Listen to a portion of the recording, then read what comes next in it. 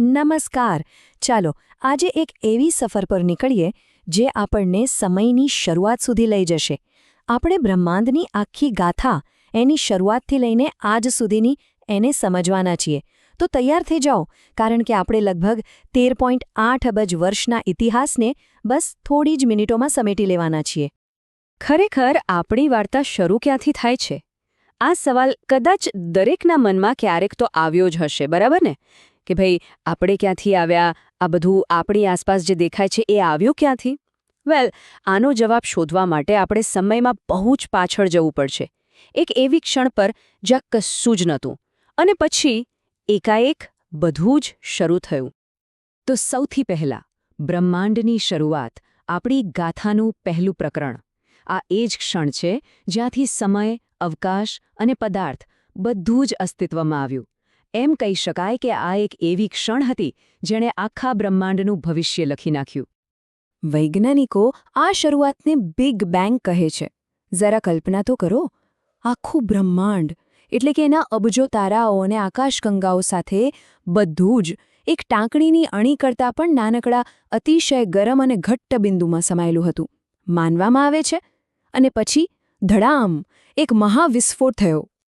અને આ ઘટના બની હતી આજથી લગભગ 13.8 અબજ વર્ષ પહેલાં. આ આંકડો જરા વિચારી તો જુઓ, એટલો મોટો છે કે એને સમજવો પણ અઘરો છે.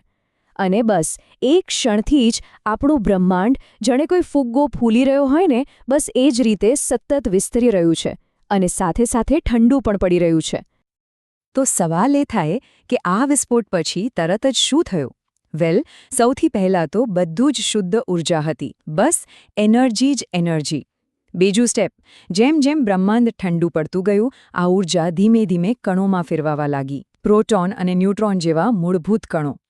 અને પછી ત્રીજું સ્ટેપ, આ જ કણો ભેગા થઈને બ્રહ્માંડના સૌથી પહેલા તત્વો બન્યા, હાઇડ્રોજન અને હિલિયમ. અને સૌથી અદ્ભુત વાત ખબર છે કઈ છે?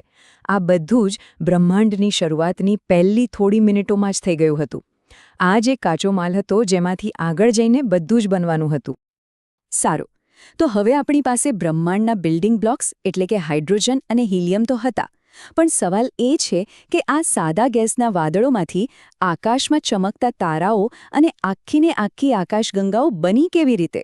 ચાલો હવે આ કોસ્મિક કન્સ્ટ્રક્શનની પ્રોસેસને સમજીએ.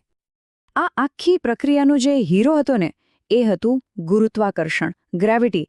આ એક એવી અદૃશ્ય શક્તિ છે જેણે હાઇડ્રોજન અને હિલિયમના મોટા મોટા વાદળોને એકબીજા તરફ ખેંચવાનું શરૂ કર્યું. હવે જેમ જેમ આ વાદળો ભેગા થતા ગયા, ઘટ થતા ગયા, એમના કેન્દ્રમાં દબાણ અને ગરમી એટલી બધી વધી ગઈ કે પહેલાં તારાઓ એક ન્યુક્લિયર ફર્નેસની જેમ સળગી ઉઠ્યા. અને વાત અહીંયા એક તારા પર અટકી નહીં, ના, કરોડો અને અબજો તારાઓ ફરીથી ગુરુત્વાકર્ષણને કારણે જ એકબીજા સાથે જોડાઈને મોટા મોટા ઝુમખામાં રહેવા લાગ્યા. આ તારાઓના વિશાળ સમૂહને બસ એને જ આપણે આકાશગંગા એટલે કે ગેલેક્સી કહીએ છીએ. અને હા, આપણી પોતાની આકાશગંગા, જેને આપણે મિલ્કી વે તરીકે ઓળખીએ છીએ, એ પણ બસ આમ જ બની હતી. અબજો આકાશગંગાઓમાંથી એક, આપણી મિલ્કી વે. એમાં રહેલા અબજો તારાઓમાંથી એક, આપણો સૂર્ય. તો હવે આપણી આ મોટી કહાનીને ઝૂમ ઇન કરીને લાવીએ છીએ આપણા પોતાના ઘર, આપણા કોસ્મિક પડોશ એટલે કે સૂર્યમંડળ પર. અહીંયા એક ખરેખર રસપ્રદ વાત છે, સમયનો તફાવત. જુઓ, બ્રહ્માંડ છે 13.8 અબજ વર્ષ જૂનું, પણ આપણું સૂર્યમંડળ એ તો માત્ર 4.6 અબજ વર્ષ જૂનું છે. આનો સીધો મતલબ શું થયો? એ જ કે બ્રહ્માંડના ઇતિહાસનો લગભગ 2/3 ભાગ પૂરો થઈ ગયો ને, એ પછી આપણા સૂર્યમંડળનો જન્મ થયો. એટલે કે આપણે આ બ્રહ્માંડની પાર્ટીમાં જરા મોડા પહોંચ્યા છીએ. તો આપણા સૂર્યમંડળની વાર્તા પણ એક મોટા ગેસ અને ધૂળના વાદળથી જ શરૂ થાય છે. વૈજ્ઞાનિકો એને નેબ્યુલા કહે છે. થયું એવું કે ગુરુત્વાકર્ષણને કારણે આ વાદળના કેન્દ્રમાં બધો પદાર્થ ભેગો થવા લાગ્યો અને એમાંથી જ આપણા સૂર્યનો જન્મ થયો.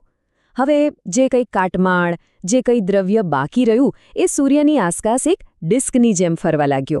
અને પછી તો બસ લાખો કરોડો વર્ષો સુધી આ ટુકડાઓ એકબીજા સાથે અથડાયા, જોડાયા અને ધીમે ધીમે એમાંથી આપણા ગ્રહો બન્યા. તો સૂર્યમંડળના આટલા બધા ગ્રહોમાંથી એક ગ્રહ બહુ જ ખાસ છે. આપણી પૃથ્વી. અત્યાર સુધી આપણે જાણીએ છીએ એમાં આ એકમાત્ર એવી જગ્યા છે જ્યાં જીવન ઢબકે છે. તો હવે આપણી આ મહાકાવ્ય જેવી ગાથા આપણા આ સુંદર વાદળી ગ્રહ આપણા ઘર પર આવીને કેન્દ્રિત થાય છે. જો સૂર્યમંડળમાં 2 પ્રકારના ગ્રહો બન્યા, જે સૂર્યની નજીક હતા એ પથ્થર અને ધાતુના બન્યા, એટલે કે આપણા બુધ, શુક્ર, પૃથ્વી અને મંગળ. અને જે ગ્રહો સૂર્યથી ઘણા દૂર હતા એ મોટાભાગે ગેસના જ ગોળા બનીને રહી ગયા, જેમ કે ગુરુ અને શનિ. આપણી પૃથ્વી એ નસીબદાર પથ્થરીલા ગ્રહોમાંથી એક છે, જે સૂર્યથી એકદમ પરફેક્ટ અંતરે આવેલી છે, જ્યાં જીવન શક્ય બની શકે. પૃથ્વી બની ગઈ, પણ હજી જીવન નહોતું, લગભગ 1 અબજ વર્ષ સુધી.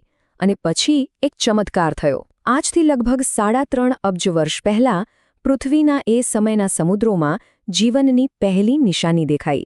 અલબત્ત શરૂઆતમાં તો એ ખાલી સૂક્ષ્મ જીવો જ હતા, એટલા નાના કે નરી આંખે જોઈ પણ ન શકાય. અને બસ એ નાનકડા સૂક્ષ્મ જીવોથી જે સફર શરૂ થઈ એ અબજો વર્ષો સુધી ચાલતી રહી, જેને આપણે ઉત્ક્રાંતિ એટલે કે ઇવોલ્યુશન કહીએ છીએ. એ લાંબી અને જટિલ પ્રક્રિયામાંથી પસાર થઈને એમાંથી જ વધુને વધુ જટિલ જીવો બન્યા. છોડ, પ્રાણીઓ, માછલીઓ, ડાયનાસોર અને છેવટે માનવજાતનો ઉદય થયો. તો ચાલો અત્યાર સુધી આપણે જે કંઈ પણ સમજ્યા એને એક ફટાફટ ટાઈમલાઈન પર જોઈ લઈએ. બિગ બેંગના પહેલા સ્પાર્કથી લઈને આપણા પોતાના ઉદય સુધી, જેથી આ 13.8 અબજ વર્ષની આખી વાર્તા એકદમ સ્પષ્ટ થઈ જાય. તો શરૂઆત થઈ 13.8 અબજ વર્ષ પહેલાં બિગ બેંગથી. એના પછી લગભગ 13 અબજ વર્ષ પહેલાં પહેલી આકાશગંગાઓ બનવાનું શરૂ થયું. પછી લાંબા સમય સુધી શાંતિ. અને 4.6 અબજ વર્ષ પહેલાં આપણા સૂર્યમંડળની રચના થઈ. અને છેલ્લે 3.5 અબજ વર્ષ પહેલાં આપણી પૃથ્વી પર જીવનનો પહેલો શ્વાસ લેવાયો.